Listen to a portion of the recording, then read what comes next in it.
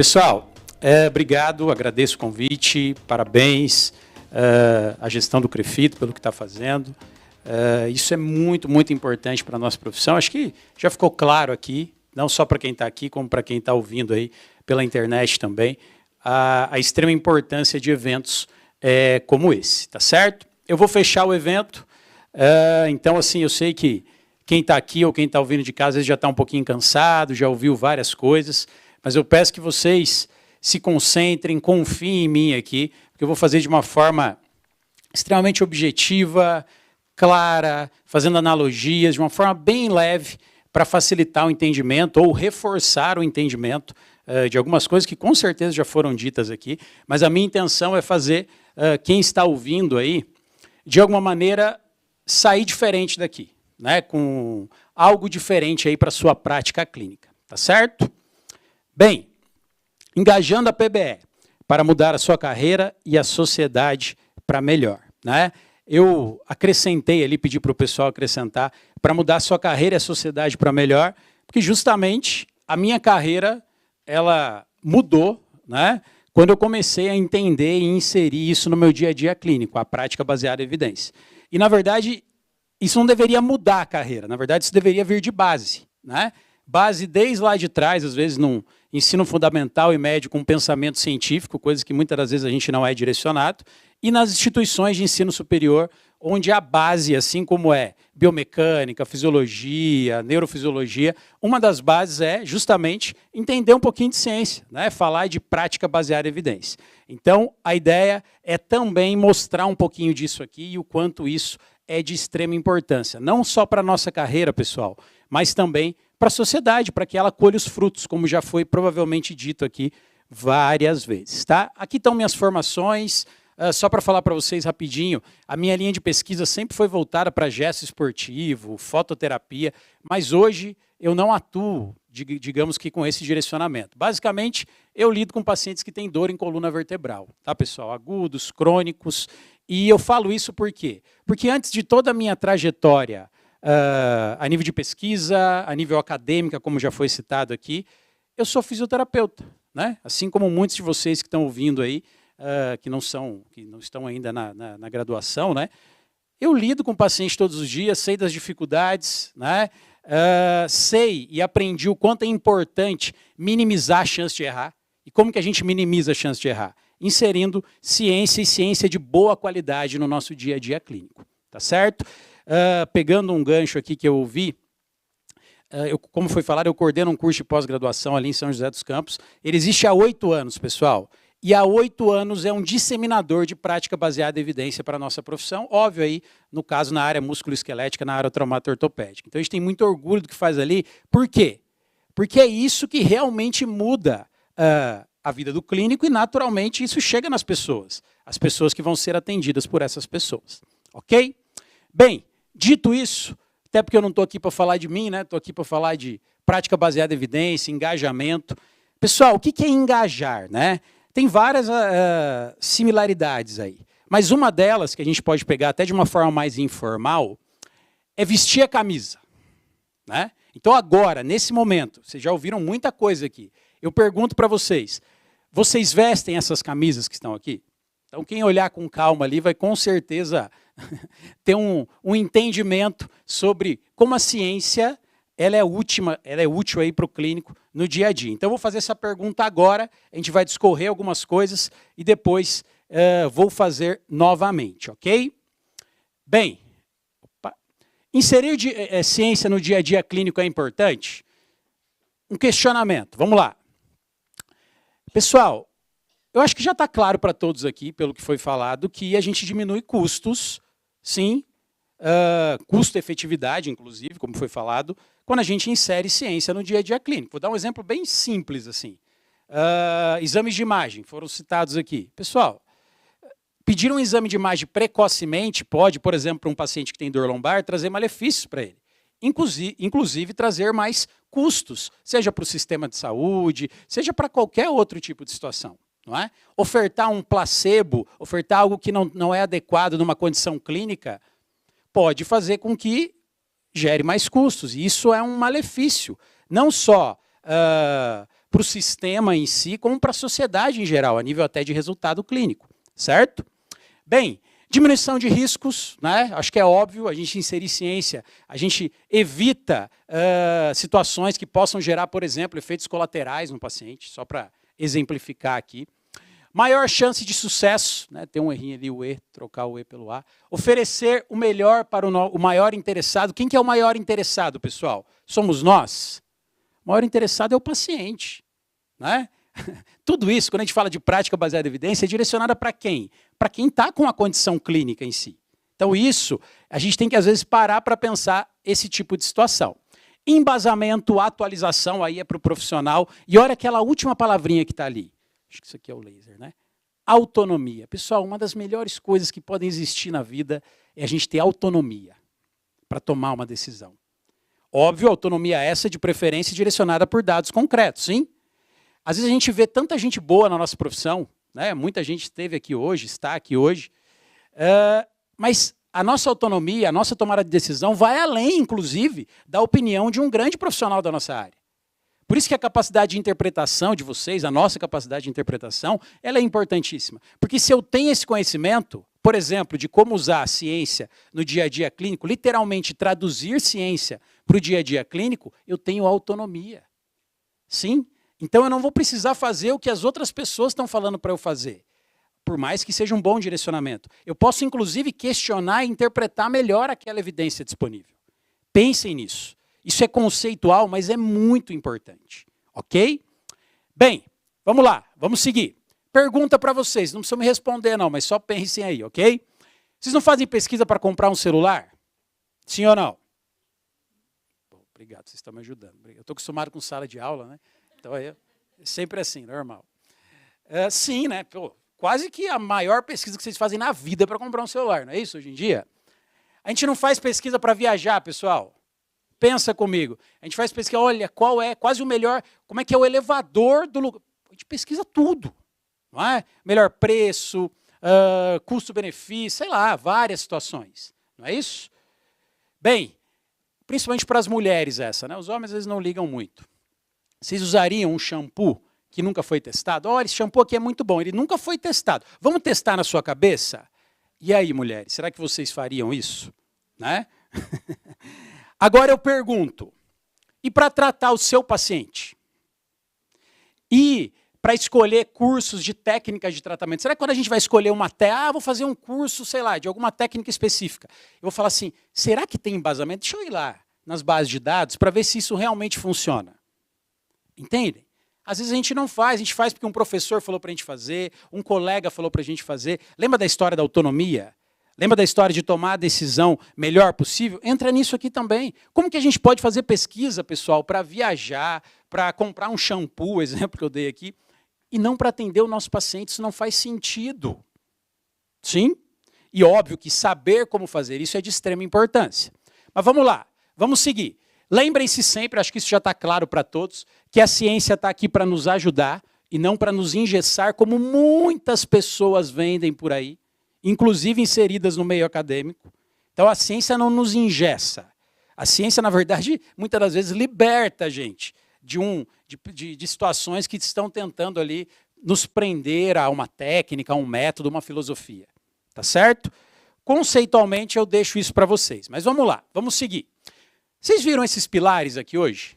Os pilares da prática baseada em evidência? Então eu não vou definir eles para vocês, nada disso. Eu só quero apresentar de uma maneira diferente, talvez, para alguns aqui, para aumentar esse engajamento da parte de vocês. Então vamos lá. Um dos pilares é a evidência de maior nível. Sim, acho que já ficou claro para todos que não é só estar publicado que, opa, publicou, funciona. Publicou, pessoal, tem publicação para tudo. Sim, vocês vão achar, vocês querem saber, eu quero que isso aqui funcione. Acredite, provavelmente vocês vão achar. Agora, será que aquilo realmente é útil? Por isso que eu falo, invistam nesse conhecimento. Então, evidência não é artigo científico, certo? Artigo científico faz parte desse emaranhado. Mas não é só estar publicado. Vocês vão achar a gente publicando. Olha, essa intervenção é espetacular. Ela foi testada com 3 pessoas. Numa condição, por exemplo, como que é uma dor crônica, uma dor persistente, que tem muitas pessoas que são atingidas. Diferente de um caso raro, por exemplo, onde talvez fizesse sentido. Entendem? Então, não é só estar publicado. Ok? Então, evidência de maior nível é o quê? É a maior evidência disponível naquele momento. Olha essa figura, eu gosto muito dessa figura. Todo mundo aqui conhece a base de dados da Pedro? Acho que boa parte de vocês. A Pedro não contempla tudo que a gente precisa para falar, olha, vou ler esse, não vou ler esse, mas ela ajuda bastante.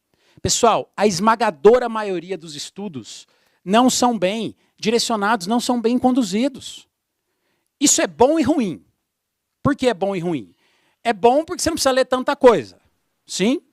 Agora, é ruim porque tem muita coisa que você lê e mais polui o seu raciocínio do que te ajuda.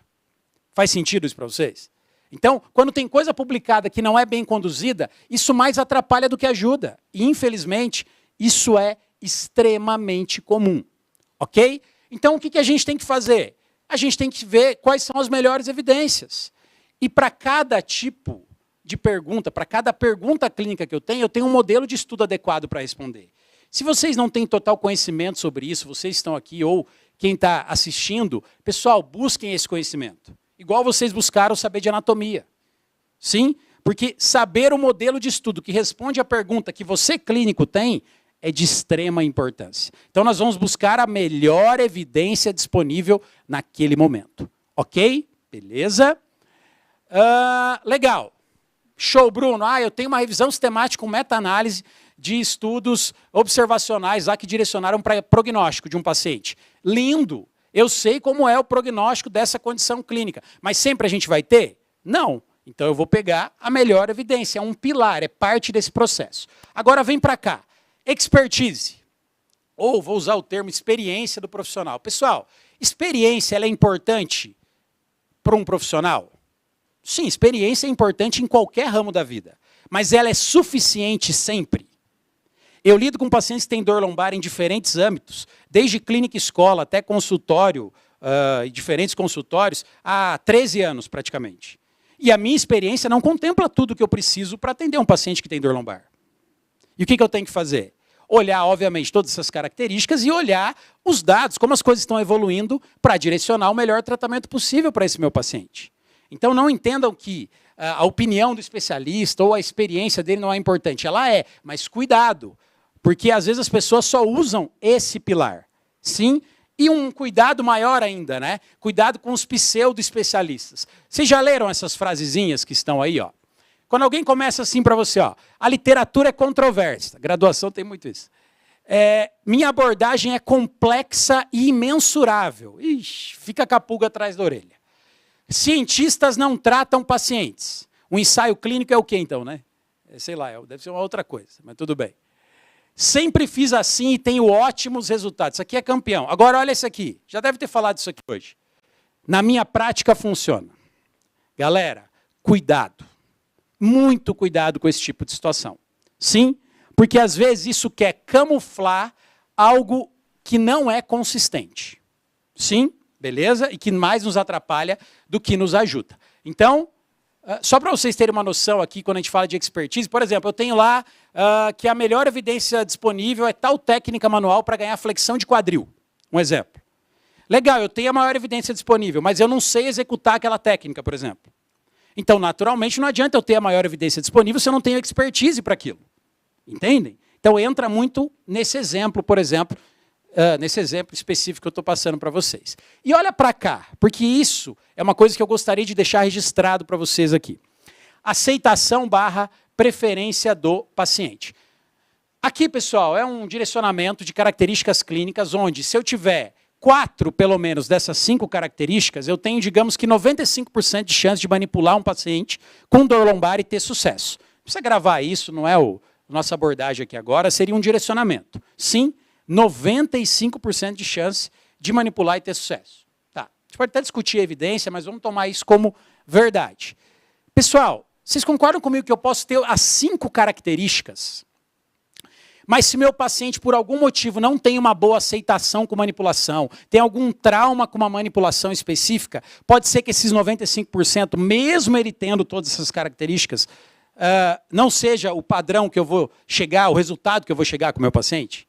Mesmo ele tendo essas características? Por que eu estou falando isso para vocês? Porque ele entendeu o que está sendo feito. As experiências que ele tem com aquilo também interferem no processo de melhora, ou na quantidade de resultado que eu tenho com aquele paciente. Entendem? Então, o que entra isso aqui? Ó? Eu sempre falo assim, aceitação ou preferência entra no seguinte aspecto. Imagina aí um restaurante com 5 estrelas Michelin, sim? Que beleza, depois daqui, inclusive, a gente pode... Vocês já almoçaram, né? Já? Então tá bom. Então, para o jantar. 5 estrelas Michelin. Espetacular, pessoal. Espetacular. Você chegou lá, olha, lindo, tal. Chegou o garçom, falou, olha, tô aqui, ó, essa é a melhor entrada da casa. Você foi lá, comeu, muito bom. Aí daqui a pouco ele chega com o prato principal. Isso aqui é o melhor prato da casa, o chefe recomendou. Legal, você comeu, muito bom. Bebida, a mesma coisa. Sobremesa, a mesma coisa. Era muito bom, realmente. Só que você não escolheu, ele simplesmente chegou e falou assim, ó, isso aqui é para você ingerir, né? É para você, ó, prato principal, sobremesa e tudo mais. Pessoal, pode ser que seja a melhor comida do mundo, mas será que a nossa experiência gastronômica vai ser a mesma, ou seria a mesma, se eu tivesse a opção de escolha para com aquilo?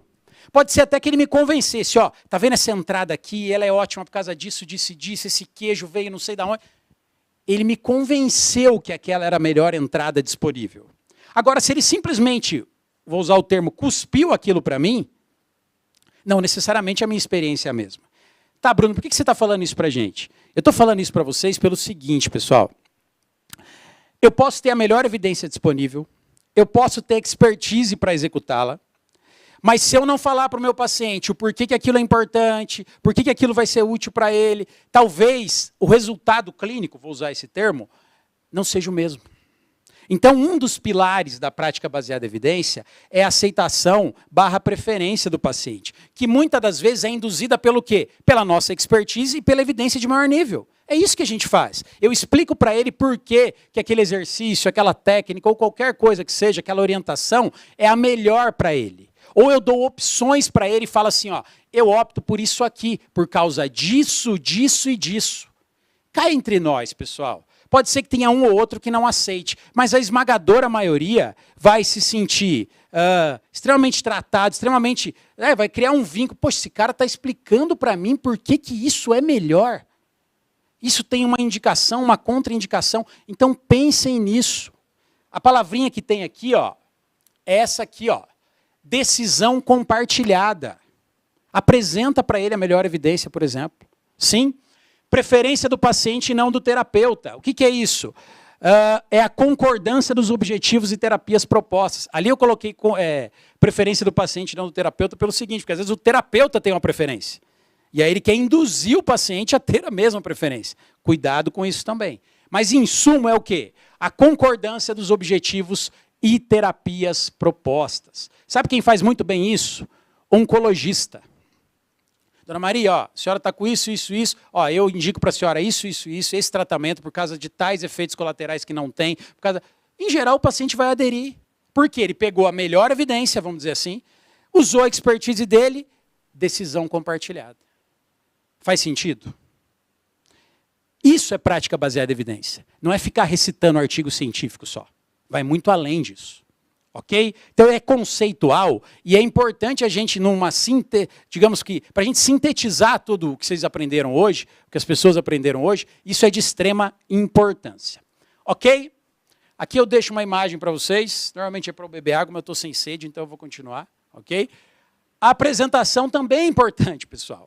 Ou seja, pega a melhor evidência, sim, pega a sua expertise aí, mas apresenta para o paciente por que aquilo é extremamente importante. Ok? Beleza? Bem, lembrando que isso é um tripé, se eu colocar o celular de vocês ali, que vocês tanto pesquisaram para comprar, sim? E tirar um dos pés, ele não vai cair? Prática baseada em evidência tem esses pilares. Se você tirar um desses pilares, a probabilidade do celular cair ou de não ter o mesmo benefício para a sociedade, ela é grande. Pensem nisso. Ok? Dito isso, ciência ou prática baseada em evidência não é um cookbook, não é um livro de receitas. É um direcionamento para melhor tomada de decisão. Às vezes eu escuto assim, quem é da prática baseada em evidência não tem humildade. Você já deve ter ouvido isso. Fica apontando as coisas. Pessoal, na verdade, para a gente mudar a nossa rotina, nosso dia a dia clínico, que eu já fiz várias vezes durante a minha carreira, a primeira coisa que eu tive que ter é humildade, para reconhecer que o que eu fazia era insuficiente e que eu precisava de mais.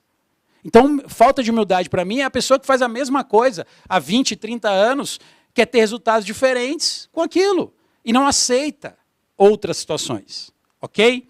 Mais uma vez, pensem nisso. Bem, aí talvez alguém que esteja ouvindo aí online, por exemplo, ou em algum momento que eu escutar isso posteriormente, pensa assim, de repente o fisioterapeuta pensa, eu acho que visto essa camisa, até que eu sou engajado com prática baseada em evidência. Mas vamos lá, vamos fazer um exercício aqui. Será? E se a ciência vier e confrontar seu modo de atender ou sua técnica de estimação? Vocês têm técnica de estimação? Não precisa me responder, só reflete. Igual tem gente que tem político de estimação, tem um monte de animal de estimação, e tem gente que tem técnica de estimação ou método de estimação. Eu amo a ciência, mas deu uma cutucada e não tem tanto efeito assim. Será que aí a gente vai amar tanto a ciência assim? E a ciência, como vocês já viram hoje, ela vai bater. E vai bater onde dói. Aí é com vocês, ou é comigo. Sim? Então, será que o cara que fala que veste a camisa lá, quando isso acontecer, vai continuar vestindo? É uma reflexão. Olhem para cá, pessoal. Negar a ciência é um processo sutil. Eu vou mostrar para vocês. Ninguém vai fazer isso aqui, Usa o placebo mesmo, não estou nem aí. Tem uns que fazem, mas em geral o cara não vai falar isso. O que ele vai fazer?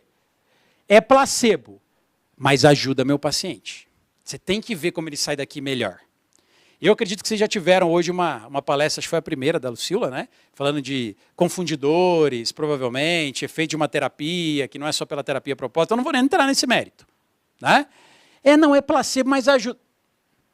Olha isso aqui. Não quero saber se não foi testado. Na minha prática funciona. Ele vai falar assim, bravo? Ou será que ele vai fazer isso aqui?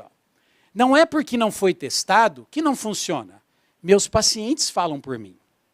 Pessoal, a partir do momento que algo não foi testado, ele não pode ser oferecido. Isso é hipótese nula.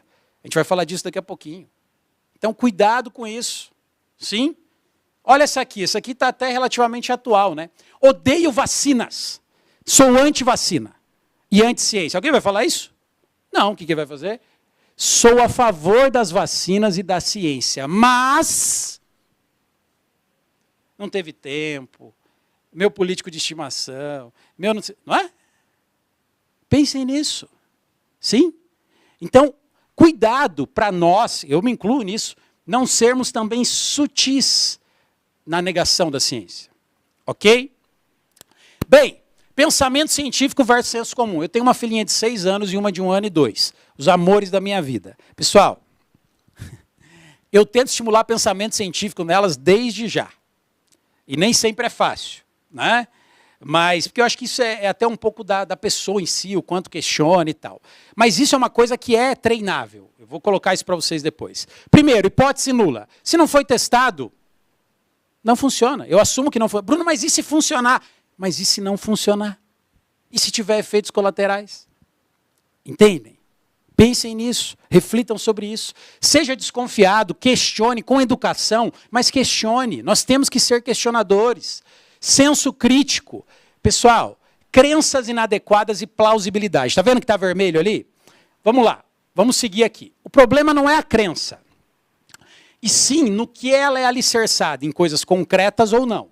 Então vamos lá. Ciência também é uma crença. Concordo? Eu creio na ciência, é uma crença. Assim como a pseudociência também é uma crença. O que muda? A pseudociência ela é pouco flexível. Pouca abertura para discussões e mudanças. É aquilo e acabou. Eu nasci assim, eu cresci assim, Gabriela, não é assim que era? Não muda. Não, não quero ouvir. Não, não, não. Eu sei, eu faço assim há 20 anos. Pensem nisso. Agora, pelo contrário, a ciência é uma crença o quê? Flexível, mutável. Vocês com certeza ouviram as pessoas falarem aqui que já mudaram suas condutas no decorrer dos anos. Ou melhoraram suas condutas no decorrer dos anos. Com todo respeito, pessoal, existe alguém nessa sala aqui que acha que tem conhecimento suficiente para nunca mais ter que mudar nada na sua conduta daqui para o resto da carreira? Me desculpa, se tiver, me dá um autógrafo depois ali no final. Você é um ser maior. Pensem nisso, reflitam sobre isso, ok? Bem, isso aqui também é para eu beber água, vou deixar vocês lerem aí, né? Coisa de 5 segundos, rapidinho, né? Isso aí talvez seja uma das grandes verdades desse mundo, né? Pensem aí no grupo de WhatsApp da família, pensem em outras, né? Calma, não precisa ficar com raiva lá, né? Releva. Não é verdade isso, pessoal?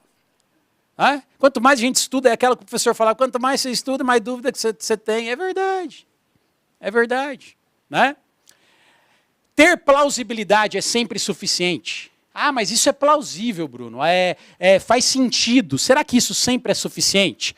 Olha aqui, eu tenho um estudo biomecânico que fala que quanto mais adução do quadril em cadeia fechada eu faço, maior a pressão sobre as estruturas ali que estão no meu trocânter maior, inseridas ali. Tem várias coisas ali. Sim? Então, olha, se eu fizer muita adução, ó, 0 grau, 4 newtons, ó, subiu para 36 newtons a 10 graus. Ou seja, quanto mais adução do quadril em cadeia fechada, mais compressão ali. É plausível que isso gere, com o tempo, sei lá, alguma lesão, uma dor no trocânter, nas estruturas do trocânter maior, uma tendinopatia, não sei. É até plausível, mas será que é real? Será que isso sozinho contempla o que seria necessário para causar essa lesão? A gente precisa estudar. E tem modelos de estudos adequados para isso. Eu não posso ficar só na plausibilidade. Senão, eu vou ser falho e não vou direcionar aquilo que é necessário para o meu paciente. Quem aqui nunca ouviu que não podia agachar com o joelho para frente da ponta do pé? A gente não ouvia isso na graduação? Aonde está escrito isso? Isso é tipo aquela mentira dita várias vezes que se torna verdade. Pessoal, quase nenhum exercício é contraindicado. Ele tem que ser adaptado. Sim? Então, depende do paciente. Pode ser que tenha algum paciente com uma característica específica que talvez isso não se encaixe, mas para outros, se por algum motivo eu quero estimular o quadríceps, talvez seja útil para mim usar a estratégia do quadríceps. Trocando em miúdos aqui na nossa profissão. Então pensem nisso. Nem sempre plausibilidade ela é suficiente para tudo, por isso que a gente precisa testar. O pensamento científico ele é treinável, vocês estão treinando hoje aqui. É isso. Ok? Bem, com base, para a gente ir direcionando, com base no que aprenderam, olha como a ciência é linda e nos ajuda. Afinal, é engajamento da PBE, então eu tenho que engajar vocês de várias maneiras, não é? Sintetizar tudo aí. Então vamos lá. Vocês acham importante conhecer sobre prognóstico de um paciente? Ou saber os fatores que influenciam no prognóstico? Pessoal, isso é o santo graal. A gente fica tão preocupado com, eu quero saber o que funciona para tal coisa, qual técnica é melhor. Não estou falando que isso não é importante, mas entender sobre prognóstico é a base de tudo. E a gente não escuta isso na graduação em geral. Eu preciso saber o que interfere para o paciente ter um bom ou mau prognóstico, de qualquer condição clínica. Então, nós temos estudos que direcionam para isso. Então, um exemplo.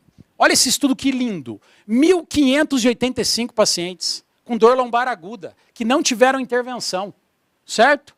E olha, observaram esses pacientes, tá? Sem intervenção específica. E olha que legal. Se vocês olharem esse gráfico, não sei se está grande aí, eu tenho dor e tenho tempo em semanas.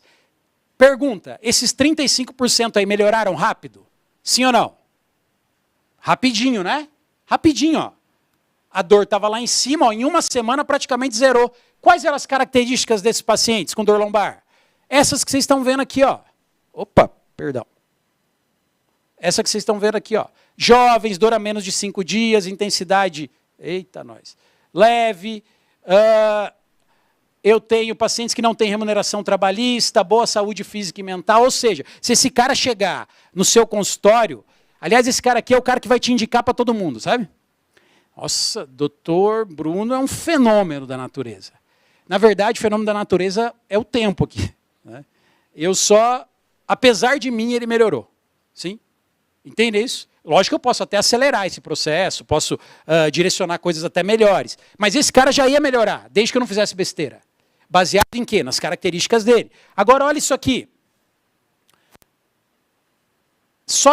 Em comparação com o anterior, ele ter dor há mais de 5 dias e afastamento com remuneração, já demorou mais para a dor dele diminuir. Mas detalhe, mais 35% praticamente, ou seja, 70% dos pacientes melhoram rapidamente sem intervenção. Entendem isso? E não sei se foi falado aqui, mas dor lombar é uma das principais causas de incapacidade do mundo, mesmo com isso. Por que vocês acham? Os médicos, os fisioterapeutas estão seguindo as melhores evidências para tratar pacientes com dor lombar. Nem aqui e nem na China, literalmente. Ok? Pensem nisso. Bem, e esses caras aqui, por exemplo, ó, que melhoraram, é a famosa regressão para a média, vocês devem ter ouvido aqui hoje. Olha, melhorou, passou um tempo, voltou lá para a dor que eles estavam. Quais eram as características? Idade avançada, muitos episódios prévios, duração maior, aumento do risco percebido, diminuição da saúde física e mental. O objetivo não é passar esses detalhes, é só fazer com que vocês entendam a importância disso, para tomada de decisão, para alinhar a expectativa. Eu vou poder pegar esse cara aqui e falar assim, olha, seu João, o senhor vai melhorar em 1 semana. Acreditem, vocês não têm esse poder. Nem eu e nem ninguém. Eu posso melhorar esse quadro. Sim? Então, olha como isso é importante para mim como clínico. Ok? Bem, dito isso, para mostrar uma outra situação, vocês acham importante saber o que causa ou é fator de risco de uma condição clínica? Não é importante isso? Poxa, o que está causando aquilo? Primeiro que dificilmente uma coisa específica causa uma condição clínica. Normalmente é um conjunto de fatores. Procurem fatores de risco associado. Se na graduação ou no método de estimação que te ensinaram, falaram, olha, isso aqui causa aquilo, foge disso, é conversa. Ok? Quando eu falo de dor musculoesquelética, então, nem se fala. Ok? Fatores de risco associados. Então, primeiro ponto, não confundam causa com correlação. A gente confundiu causa com correlação nessas duas condições clínicas e ficamos 300 anos fortalecendo o posterolateral e falando que o paciente não podia mexer no celular porque ia matar a cervical dele. Será? Que não tinha outras coisas mais importantes ou também importantes? Baseados o quê? Em má interpretação clínica e, científica e clínica. E isso gera o quê? Uma tomada de decisão inadequada. Vocês conhecem a história do picolé e tubarão? Quem é meu aluno conhece, talvez alguns aqui conheçam, talvez alguns não. Vocês nunca mais vão esquecer isso aqui. Se eu falar para vocês que chupar picolé aumenta a chance de eu ser atacado por um tubarão, vocês acreditam em mim? Não, vocês vão falar que eu estou maluco. Chupar picolé aumenta a chance de ser atacado por um tubarão? Não. Mas eu pergunto para vocês, quando que vocês chupam mais picolé, ou as pessoas em geral, no inverno ou no verão? Obrigado. Sempre tem um que fala no inverno. Obrigado. Quando que tem mais ataque de tubarão, no inverno ou no verão? Porque as pessoas entram mais na água. Logo, chupar picolé aumenta a chance de ser atacado por um tubarão, sim ou não? Como não? Se eu olhar um recorte aqui, ó, verão, olha aqui o solzinho. Entendem a diferença de causalidade ou de uma correlação que é ínfima? Aí o cara, mas você tem dor lombar por causa dessa hiperlordose. Ele tem hiperlordose há 35 anos. Realmente. A dor lombar dele foi por causa da hiperlordose. Só estava naquele local, naquele momento. Não tem relação. Por quê? É má interpretação científica e naturalmente clínica. Um estudo, por exemplo, como o estudo transversal, que é um recorte de momento, que não é adequado para falar de causa ou fator de risco. No máximo, levanta a bola. Então, tem outros estudos que são mais adequados para isso. Ok? Beleza? Bem, eu costumo falar que imagens falam mais que 1000 palavras. Então, vamos lá? Não confundam causa com correlação. Entenderam? Sim? Senão eu deixo mais 20 minutos, o pessoal vai ficar bravo ali comigo. Né? Para reforçar, olha o gato aí. Esse gato pesa 70 quilos, é isso? É um gato obeso, é isso? É? Olha isso é espetacular. É a mosca atômica, isso aí. É? Ou o nosso amigo aqui, ó. Gênio. Sim, pensem nisso, ok? Bem, lembre-se, como a gente já falou, para cada pergunta existe um tipo de estudo adequado para responder. Lembrem-se disso, invistam nesse conhecimento, ok? Hoje está disseminado isso. Se precisar de ajuda, a gente está à disposição, ok? Bem, estudos observacionais. Posso ter estudos prospectivos, retrospectivos, transversais, como eu falei, né? Dica, esse é um estudo transversal, ó. Sim? Ele queria saber se, sei lá, diminuição de flexibilidade de cadeia posterior de membro inferior e diminuição de ativação de extensores da coluna ou flexibilidade influenciavam para a dor lombar. Adivinha, primeiro, ele é um estudo adequado para isso? Para cravar isso? Não, no máximo ele levanta essa bola. E aí, se você ler a conclusão, ele vai falar o quê? Vai falar que que, olha, diminuição de flexibilidade, diminuição da flexibilidade da musculatura extensora da coluna, e isso é um fator de risco importante, é causa importante de dor lombar. E aí o clínico vai fazer o quê?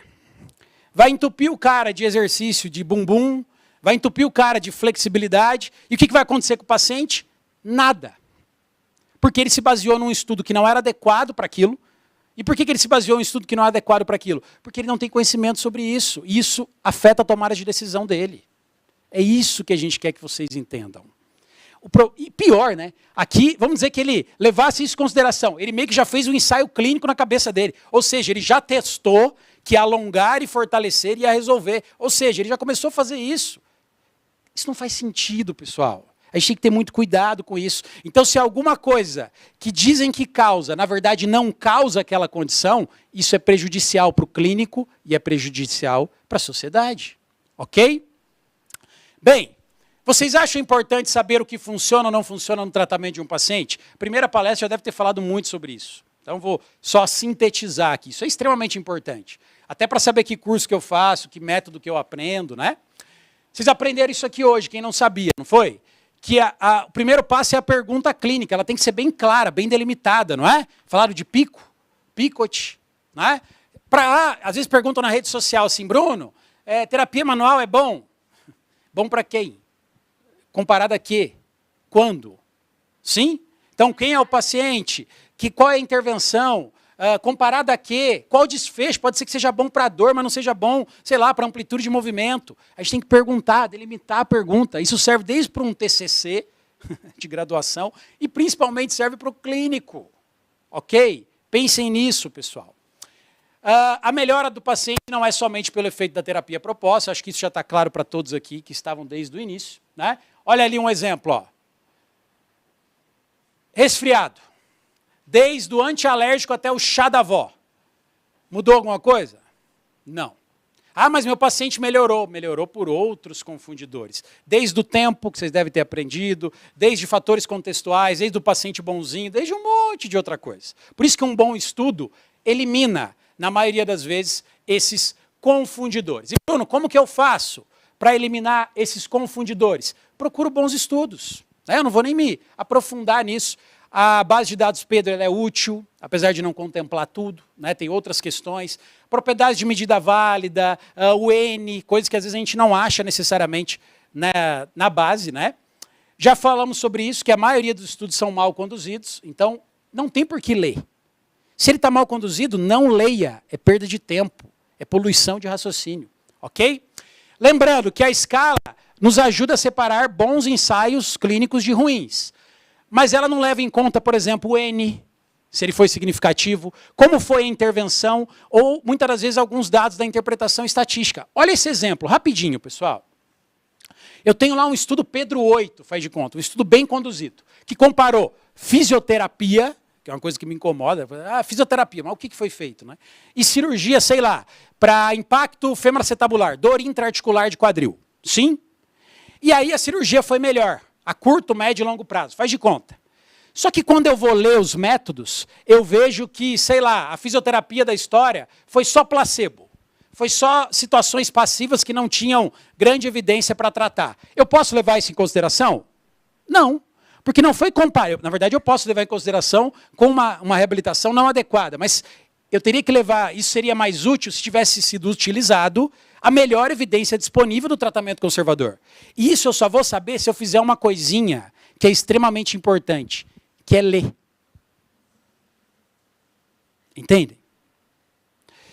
Porque se a gente não lê, a gente é obrigado ao quê? Acreditar em tudo que contam pra gente. Ou se eu ler só o resumo, muitas das vezes, vai ser da mesma forma. Pensem nisso, ok? Beleza?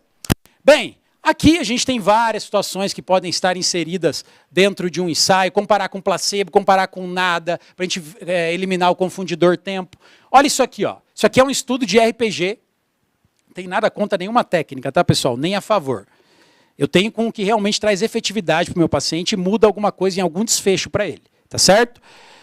O RPG chegou no Brasil, acho que desde 1990. Esse ensaio é de 2015. Foi o primeiro ensaio decente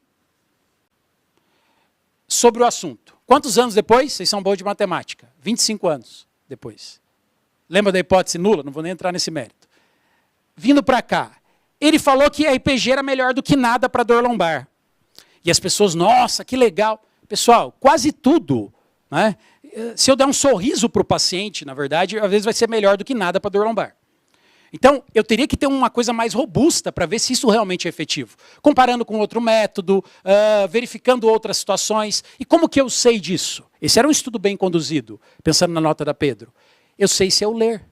Se eu ler, eu vou saber como tomar a decisão e como levar aquilo para o meu dia a dia clínico. Então, desconfiem, ok? Sejam desconfiados, tá certo? E aí é óbvio que o nível mais alto de evidência que eu tenho é quando eu tenho uma boa revisão com meta-análise que pegou os ensaios e chegou numa conclusão. Por exemplo, queriam saber se homeopatia era bom para fibromialgia. Adivinha no que deu. Não vou nem entrar no mérito, se vocês quiserem, vocês leem lá depois, né? E aí a gente tem um nível mais alto de evidência sobre aquela pergunta específica. Para a gente fechar, pessoal, saibam separar o prazeroso do efetivo. Nem sempre é fácil fazer isso. Ai, mas eu amo terapia manual. Pessoal, mas pode ser que ela seja útil para umas coisas e para outras não. Eu amo biomecânica. Foi a coisa que brilhou o meu olho primeiramente na fisioterapia. Mas hoje eu entendo que biomecânica não contempla tudo que eu preciso para avaliar e tratar meu paciente. Sim? Então saibam separar o prazeroso do efetivo. Pessoal, não podemos ser disseminadores disso aí, ó. Placebo, nocebo, porque isso faz mal para a sociedade. Sim? Não só para a nossa profissão, ou faz mal para a sociedade, faz mal para o paciente que é o maior interessado nessa história. Para exemplificar e a gente fechar, pessoal, a gente sabe que muitas das vezes no Sistema Único de Saúde são ofertadas coisas que não têm necessariamente um nível alto de evidência, ou que tem uma evidência de que não funciona, que é igual a placebo. Ah, Bruno, mas não tem problema. Tem sim, isso não é dinheiro nosso. E às vezes não tem pessoas que querem marcar um oftalmologista, marcar um ginecologista e não consegue, demora. Por quê? Porque foi investido dinheiro talvez em coisas que não têm utilidade. E dinheiro de quem? Seu e meu. Então isso é grave. Ah, se eu quero pagar particular para fazer alguma coisa, uma terapia específica, beleza. Agora, nesse caso, então a gente tem que refletir sobre isso, tá? Como eu já falei para vocês, dor lombar é a principal causa de incapacidade do mundo. Está vendo tudo que está roxo aqui? Tudo que está roxo, claro, é dor lombar como principal causa de incapacidade por anos vividos com incapacidade. Tudo, conforme a tecnologia foi avançando, foi diminuindo. Ó, doenças circulatórias, respiratórias. Quando a gente fala de dor musculoesquelética, só aumenta. E por que vocês acham? Por vários motivos, mas provavelmente por muitos métodos, por muitas filosofias que às vezes mais atrapalham do que ajudam. Reflitam sobre isso, ok? Como eu falei, isso só vem crescendo. E a ciência já nos mostra que mesmo com as atualizações, isso não necessariamente tem mudado. Nós já temos estudos no Brasil, nos Estados Unidos, que mostram que os fisioterapeutas de lá e daqui não seguem as melhores evidências científicas, por exemplo, para tratar dor lombar, num pós-operatório de LCA, em várias outras situações. E isso é, infelizmente, muito grave. Tudo na vida é multifatorial, mas não tenha dúvida que um dos principais motivos é esse. A pesquisa leiga. Não tem cabimento um fisioterapeuta ou um professor universitário que dissemina conhecimento não ter conhecimento ou não ser letrado do ponto de vista clínico e científico. Isso tem que acabar, ou deveria acabar. E isso aqui, de alguma maneira, contribui para isso. Então reflitam sobre isso, porque não só para o dia a dia de vocês, mas amanhã vocês podem ensinar fisioterapia. E isso é de extrema importância, porque lá na base é onde fica mais fácil fazer esse indivíduo ter esse tipo de pensamento. Para fechar, perguntas. Somos ou não da era da PBE? Reflitam. Vocês vestem ou não essas camisas? Reflitam agora, né, com base no que vocês tiveram e no que nós conversamos. Mensagens finais, pessoal. Ciência de boa qualidade é para melhorar a vida do clínico e da sociedade. E já de antemão, para inclusive fazer vocês ganharem mais dinheiro, tá? Porque se vocês têm mais resultados, naturalmente, as coisas tendem a acontecer e naturalmente existe esse retorno. Lógico que não é só isso, não é uma ciência exata assim, mas isso também faz parte do processo, tá? Dados concretos melhoram nossa tomada de decisão e minimizam a chance de errar. Não polua seu raciocínio clínico com evidência de má qualidade. Ilusão do conhecimento é triste. Eu falo que o mal do mundo não é a ignorância, é a ilusão do conhecimento. Então, mais uma vez, pensem nesse tipo de situação. Seu paciente tem direito, olha só, seu paciente tem direito e merece o melhor sempre. Treine suas habilidades de comunicação. Às vezes não falam isso para a gente também, né? Mas até para ser da PBE, você tem que treinar sua habilidade de comunicação, do ponto de vista clínico. Ok, pessoal? Para eu beber uma água, que eu não vou beber, porque eu estou no final aqui, leiam ali para mim, por favor. Levem isso para a vida, se é que vocês já não levam. Quem está escutando a gente aí, que também possa entender a importância disso e o quão prática baseada em evidência ou pensamento científico, ele é de base, assim como fisiologia, biomecânica e assim por diante. Pessoal, sejam proativos, é a proatividade de vocês que vai fazer o futuro de vocês. Tenham nome e sobrenome na nossa profissão, é isso que credencia vocês. Vocês não são físios, vocês vão ser o Crefito está aqui. Ele não te fala que você pode ser chamado de doutor? Então, quando você se forma, doutor com o seu nome e com o seu sobrenome. É isso que vai trazer credibilidade, retorno para vocês. Isso é construído com o tempo. Busquem isso, tá? Aqui estão os amores da minha vida, eu sempre faço isso, ainda mais em rede nacional. Né? Fazer aquela média, né? Os homens sabem do que eu estou falando, né? Dedico muito tempo da minha vida para os amores da minha vida aqui, mas também para a nossa profissão. A gente cresce muito individualmente, mas a gente precisa crescer mais ainda como classe. E esse tipo de coisa que está acontecendo aqui hoje contribui para esse tipo de situação. Tudo que a fisioterapia, tudo que eu tenho na vida foi a fisioterapia que me deu, pessoal. Inclusive minha esposa que é fisioterapeuta. Né? Então, assim, dá para ser muito bem sucedido como fisioterapeuta. Agora, esse embasamento, isso tudo que a gente conversou, talvez seja uma das maiores bases para esse tipo de situação. Muito obrigado e que Deus abençoe a carreira de vocês aí.